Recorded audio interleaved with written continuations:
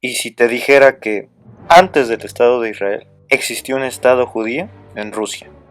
Durante el reinado de Alexander II, mejor conocido por haber vendido Alaska a Estados Unidos, cuyo reinado acabó con un atentado contra su vida en 1881 de mano de la Sociedad Revolucionaria Antizarista Voluntad del Pueblo, entre cuyos miembros implicados en el atentado contra el zar estaba un judío. Si bien los miembros implicados fueron ejecutados enseguida, los planes que tenía el zar de crear un parlamento se retrasaron por muchos años, y su hijo Alejandro III llevó a cabo medidas en contra de los judíos. El hijo de Alejandro III, Nicolás II, sería mucho más moderado contra los judíos.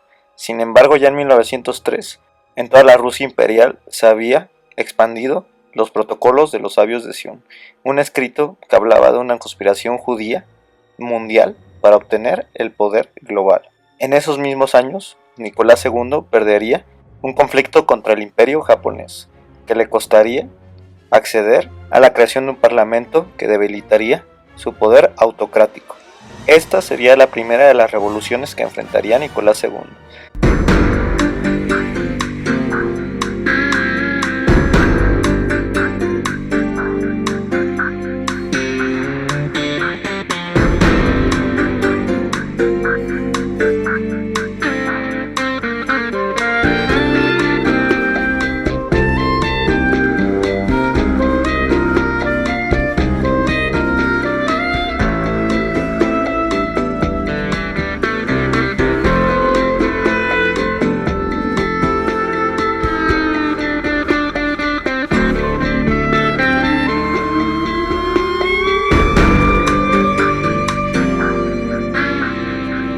Después vendría la de febrero en 1917 y finalmente abandonaría el trono antes de la de octubre, donde perdería la vida ante los bolcheviques.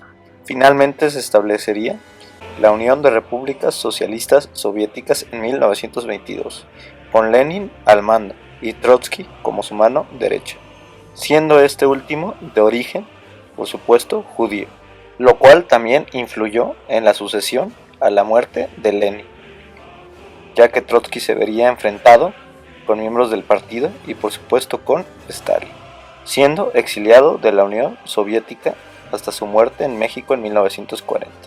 Antes de eso, Lenin ya había planteado en 1919 una unidad autónoma judía, donde los miembros de esta religión en Rusia pudieran vivir libres de la persecución de la población rusa, en un marco por supuesto socialista. En 1934 Stalin crea el Óblast Autónomo Hebreo, que todavía existe hasta la actualidad, y cuya bandera contiene un arco iris que simbolizan los 7 días de creación del mundo según los textos hebreos o el Génesis. Aunque en un principio se pensó en contener a la población judía en Crimea, se desechó esa idea y se creó el Óblast al oriente de la Unión Soviética, siendo Dov Ver-Borojov considerado el padre de la idea del Óblast Autónomo Hebreo en Rusia, también conocido como Birobidzhan. Antes del segundo conflicto mundial, la población judía de este óblast era de aproximadamente el 16%, siendo muchos de sus habitantes combatientes del conflicto contra Alemania.